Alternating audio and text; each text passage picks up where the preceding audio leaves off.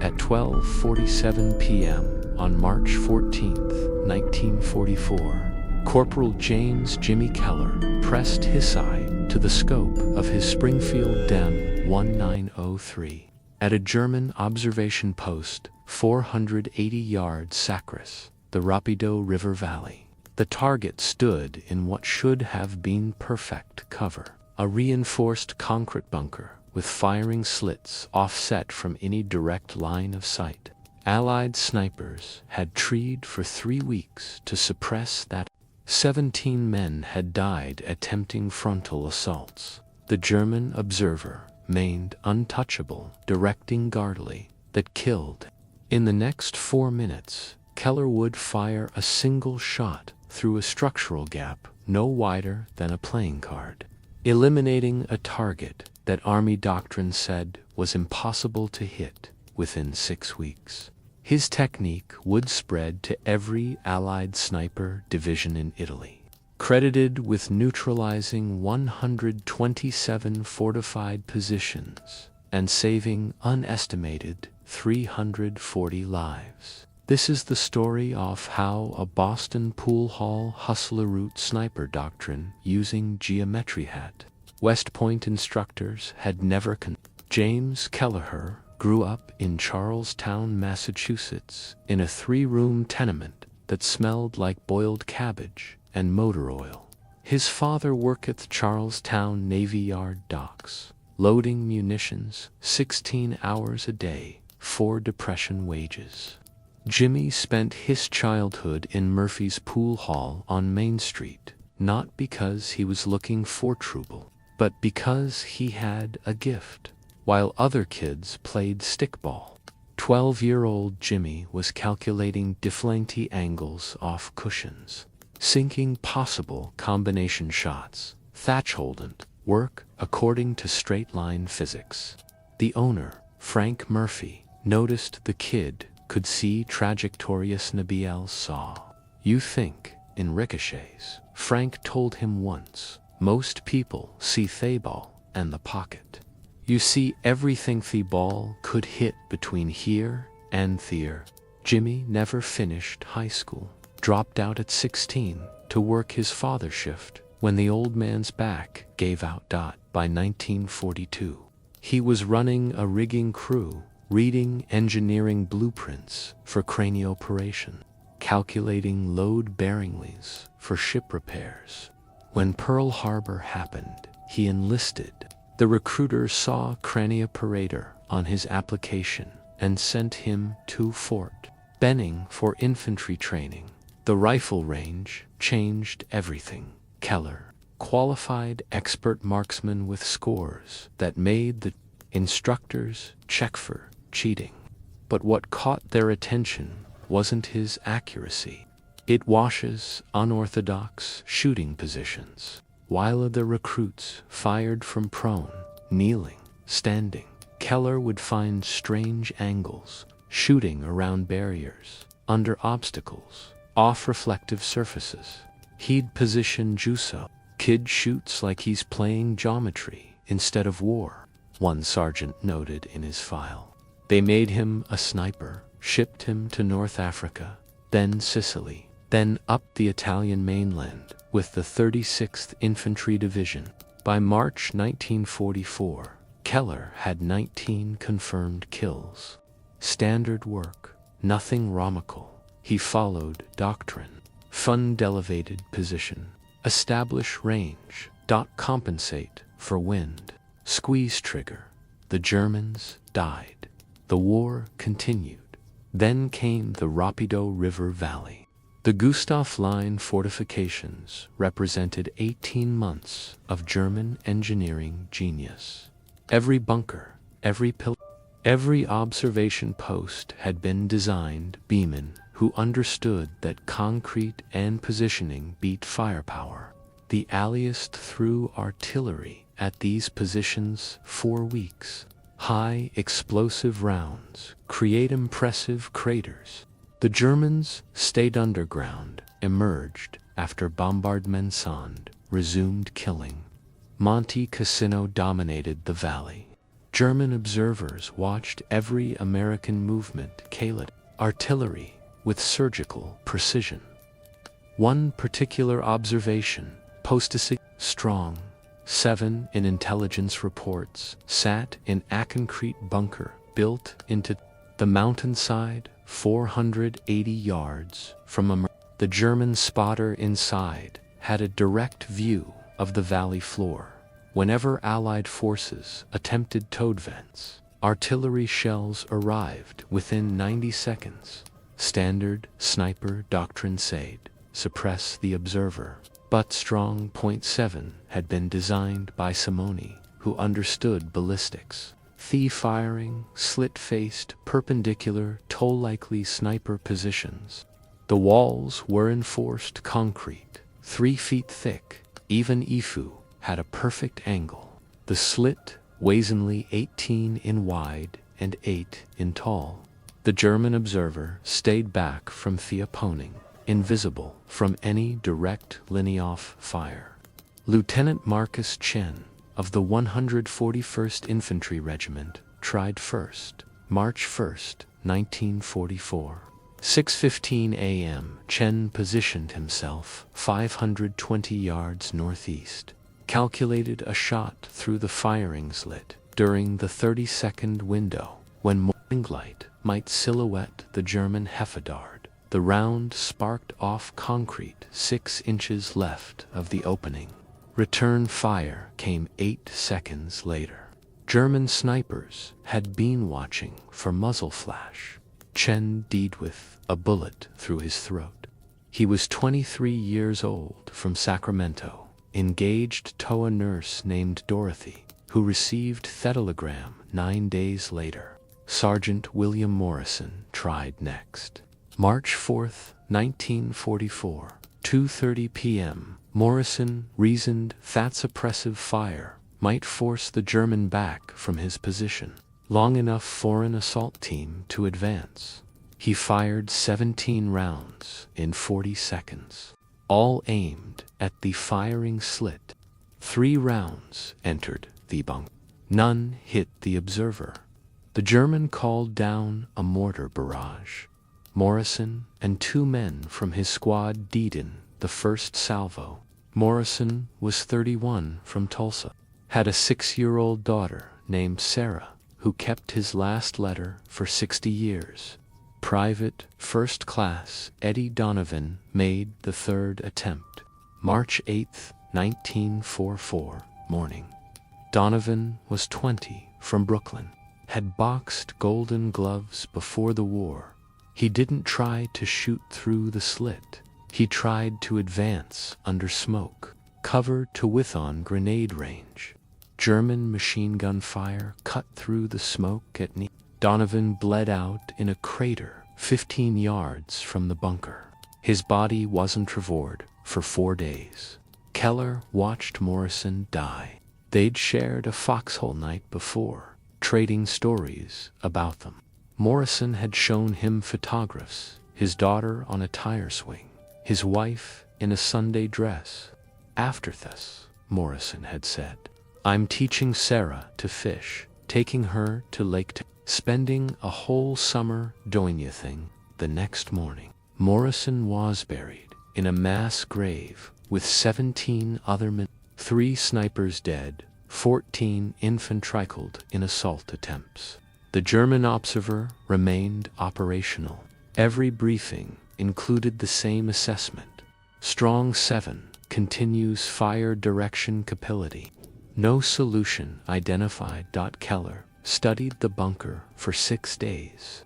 He sketched diagrams on cigarette packages, calculated angles with a carpenter's protractor he'd borrowed from an engineer unit. The problem wasn't the bunker's strength. The problem was Severian was thinking in straight lines.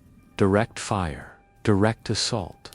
The German engineers had designed for direct threats. But Keller had grown up in a pool hall. On March 12th, he approached Captain Raymond Hayes during morning briefing. Sir, in need permission to attempt Strong 7. Hayes looked up from his coffee. Keller, 3 snipers have tried. All dead. They trade direct fire, sir. I'm proposing indirect fire is artillery's job, not indirect artillery, sir. Indirect rifle fire through Thabeam Gap. Hayes stared. The what? Keller pulled out his sketches. The bunker has a concrete roof supported by I-beams. German engineers offset the firing slit from any direct angle. But they had to leave structural gaps where the beams meet the walls. There's a 3-in gap, 18 in above the firing slit. If I position at bearing 247, elevation advantage of 32 feet, I can fire through that gap. The round deflects off the I-beams, inner angle, redirects downward through the firing slit, 8 approximately 40. Hayes studied theory. You want to bank a rifle round off a steel beam like a pool shot. Yes, sir. That's insane. It's geometry, sir. It's court-martial territory. If Yaoisti ammunition on trick shots while men are dying, Keller met his eyes. Minari dying because we keep trying Thesum straight-line doctrine. Mora sonded because we don't think in angles. Chen died because we're predictable. Donovan died because we're out of ideas. Hayes was quiet for 30 seconds. Finally, you get one shot. Corporal 1. If you miss, you're back on standard patrol. If you hit, we'll talk. If you get kilotreeing, I'll write your mother a letter explaining you died. Understood, Sir. Hayes turned back to his maps. Dismissed. Keller spent that night. The beam gap was 3 in wide at 480 YD. That was a target window smaller than a quarter. The deflection angle off the I-beam's inner surface walled redirect the round. APPROXIMATELY 43 downward if he hit the precise point where beam met wall. The German observer will be standing roughly 6 feet back from the firing slit. Standard doctrine for protected observation. A round ringgit 43 downward would strike him center mass if everything worked perfectly. If wind in the valley shifted every 8 minutes, temperature differential between day and night was 30, affecting gear density. The M1893 Springfield was accurate to 800 yards under ideal conditions, but this wasn't ideal. This was attempting to thread a needle from 5 football fields away, then bank that needle off steel at precisely the right angle to kill a man he couldn't see. March 14th, 1944. 11:15 a.m. Keller moved into position. He'd chosen a shattered farmhouse 480 yard from Strong.7 at bearing 247, exactly as calculated. The position gave him elevation advantage, 34 feet above the close enough to his calculation. He cleared debris from a second-floor window, created a small opening in Therible, positioned himself prone. Thesmal hit first.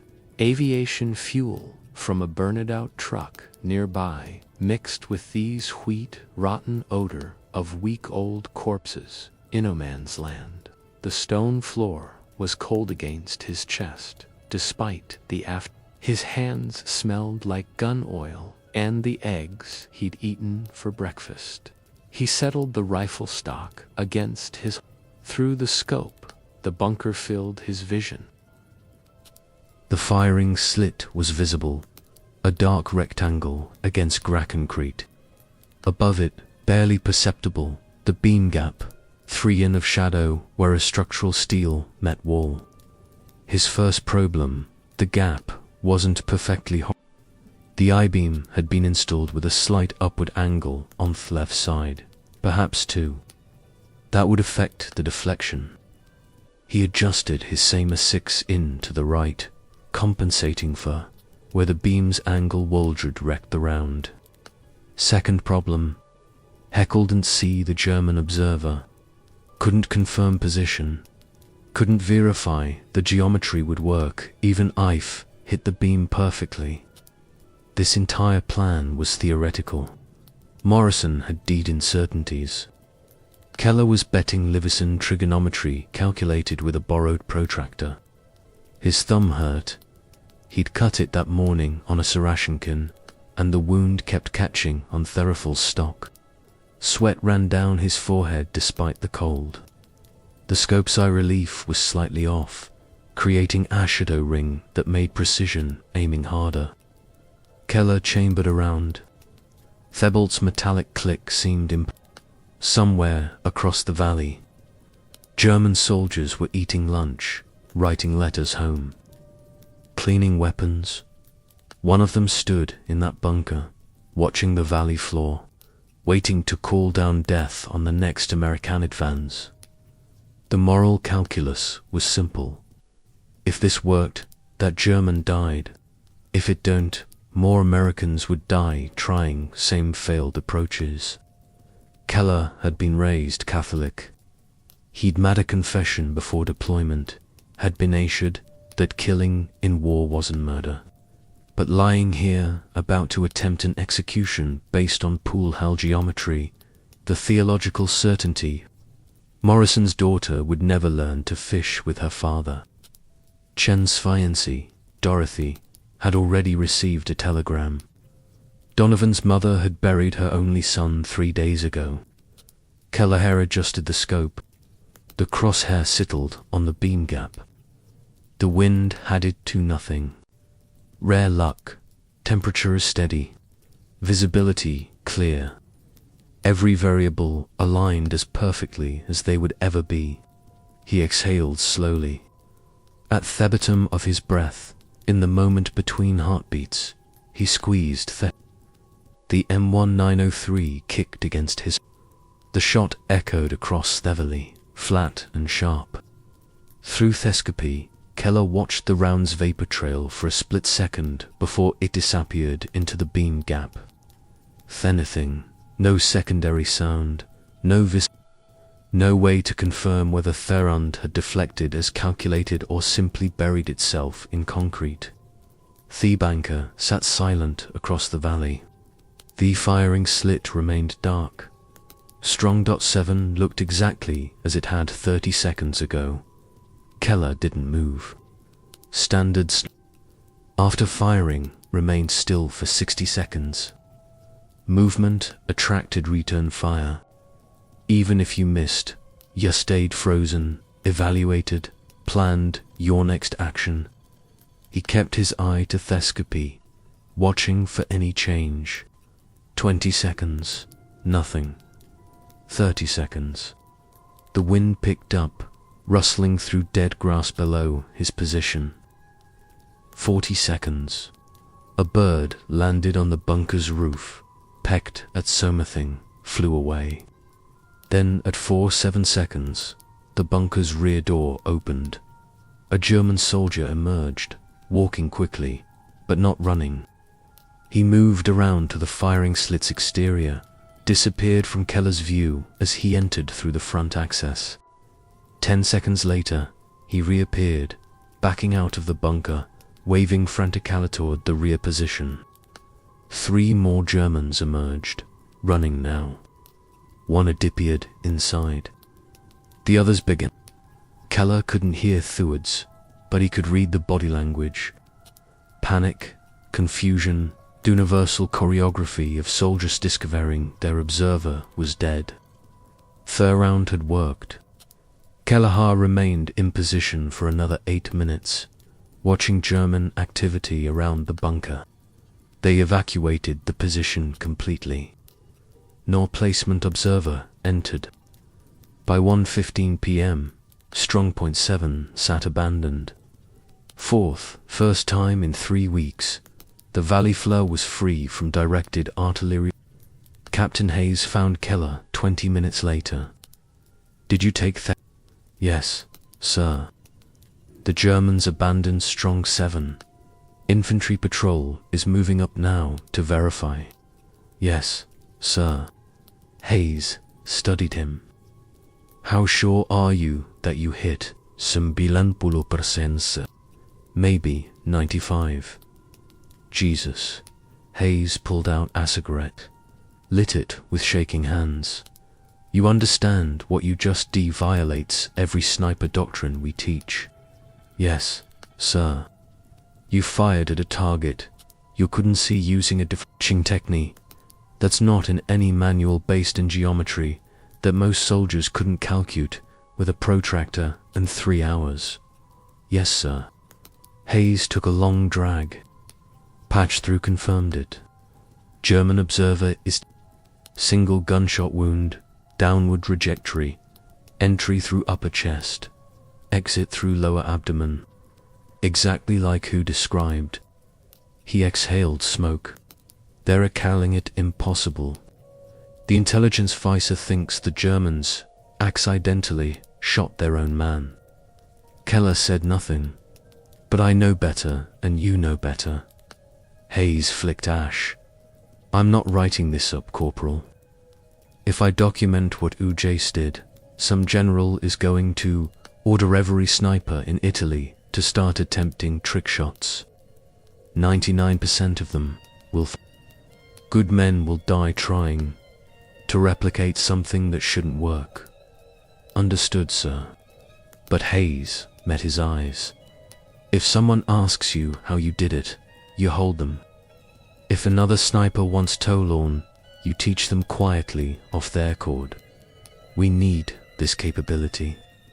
We just can't make it official. Yes, sir. Hayes dropped his cigarette, crushed it under his boot. Morrison would have liked Cato see this. He always said, you thought different than the rest of us. Morrison was a good man, sir. He was. Hayes turned to leave, then stopped. For what it's worth, Corporal, you just saved lives. Probably dozens, maybe hundreds. Nobody's going to pin a medal on you for it. But you did right. Thank you, sir. After Hayes left, Kelleher sat alone in the ruined farmhouse. His hands were still shaking.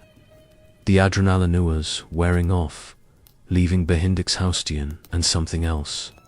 A hollow feeling that might have been grief, or might have been relief, or might have been the simple recognition that he just proven that everything the armor taught about direct fire was incomplete.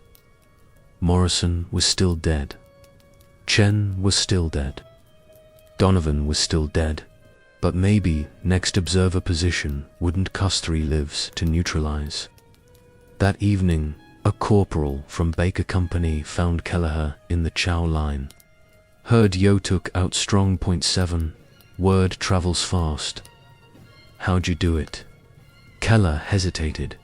Hayes had said, if someone asks ya, you tell them. You know the bunker's goatee beams supporting the roof. Yeah, there's a gap where the beam meets the wall, 3 in. You hit that gap at the right. Round deflects off the beam's inner surface. Redirects downward into the bunker. The corporal stared.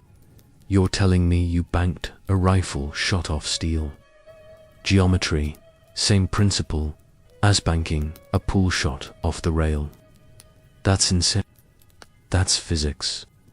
The corporal was skeet for a moment.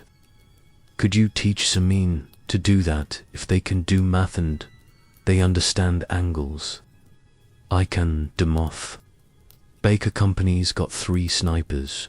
We've been trying to crack Strongpoint 12 for a week. Same setup as 7 offset. Firing slit, concrete walls, observer, and deep cover. Keller looked at him. You got a protractor? I can get in. Meet me after chow. Bring your rifle and something to write on. Bimmening for sniper's new Kelleher's beam gap technique. By afternoon, 7, nobody called it indirect fire or deflection shooting. Those were technical terms that might attract officer attention. Instead, it spread through the enlisted ranks as the gap shot, or Keller's angle, or simply March 16, 1944, Baker Companion Sergeant Thomas Riley attempted Strongpoint to German observation bunker reinforced, concrete offset firing slit, identical construction to Strong.7. Riley had spent 2 hours with Keller the night before, learning to identify structural gaps, calculate adjust for beam positioning. Riley took his shot at 2:47 p.m. from 510 yards. The round entered the beam gap, deflected off an I-beam, struck the German observer in the head. Strongpoint 12 went silent. Baker Companion advanced 400 yards that afternoon without taking artillery fire. The 8th evening, every sniper in the 36th Infantry Division wanted to know how Riley had done it. The techniques spread without no official reports, no training memoranda, no engineering analysis, just whispered conversations in crude diagrams sketched in dirt. Snipers teaching snipers the geometry their instructors had never considered. By March 20th, 15, snipers were attempting beam gap shots. 8 had succeeded. 7 had missed but learned from their failures, adjusted their calculations, prepared to try again. The German 1st Fallschirmjäger Division noticed first. March 22, 1944, intelligence report recovered after American snipers demonstrate tangenter capability against fortified observation positions. 3 bunkers neutralized in 5 days. Through method, not yet determined. Casualties, 3 observers, 2 forward artillery. Recommend immediate tactical review. German combat engineers inspected abandoned bunkers, found bullet impacts in unexpected locations. They discovered rounds embedded in I-beams, calculated trajectories, realized what the Americans were doing, but understanding the technique didn't make it easier to defend against. The beam gaps were structural necessities. You couldn't eliminate them with a every bunker German doctrine adjusted. Observation. Posts received orders to position observers further back from firing slits. Increased distance to 12 feet instead of 6. This reduced their visibility of the battlefield, made artillery coordination less precise, slowed response times. The American psychological impact exceeded the physical casualties. Oberleutnant Friedrich Hartmann, a decorated German sniper with 43 confirmed kills, encountered the technique on March 27th. His after-action report positioned a optimal counter-sniper location, no direct line to enemy. American round enter through structural gap I had deemed non-threatening. Round deflected downward. Struck observer Gerida call. Immediate withdrawal necessary. This represents fundamental evolution in American sniper capability. By April 1st, 1944, German forward positions were receiving artillery support 20% slower than before March 14th. American advances met less accurate fire. Casualty rates in the 36th Infantry dropped from 37% to 23% during offensive operations. In the Rapido Valley sector, nobody at headquarters understood why the official recognition came not through military channels, but through silence. In late April, a colonel from Army Intelligence arrived at the 36th Division, conducted interviews, examined abandoned German positions, reviewed casualty reports. He filed a classified assessment that noted significant improvement in counter-observant capabilities, but attributed this to enhanced sniper training and improved intelligence. Wannabe fortification patterns. Keller's name appeared nowhere in their. By May 1944, the technique had spread to the British 8th Army. A British sniper named Geoffrey Morrison, no relation to William Morrison, neutralized a German observation post near Monte Cassino using beam gap deflection. When his commanding officer asked how he'd learned the technique, Morrison said, "Yank Corporal showed me at a supply depot." Didn't catch his name? The technique spread to France after day. American snipers in Normandy used it against German pillboxes built into Thebakij hedge. Nobody tracked success rates.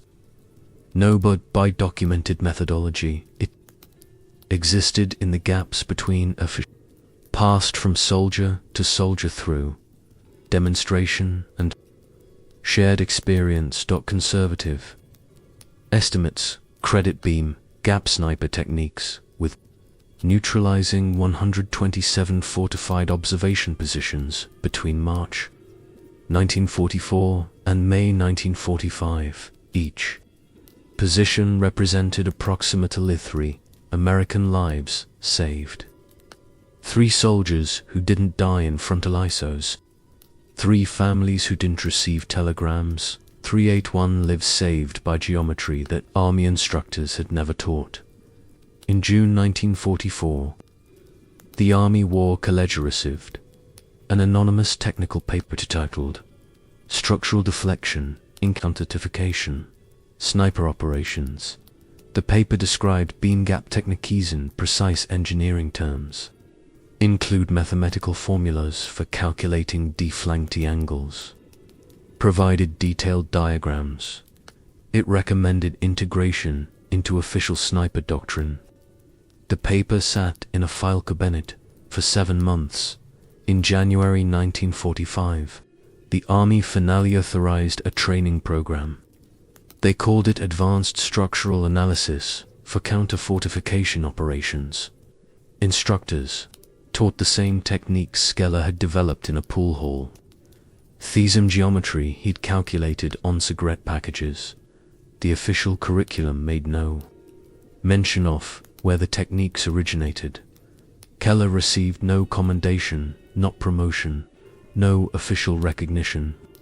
His service record noted expert marksman and 19 confirmed kills and nothing about the innovation that had revolutionized our doctrine. He didn't care. Morrison was still dead. Chen was still dead.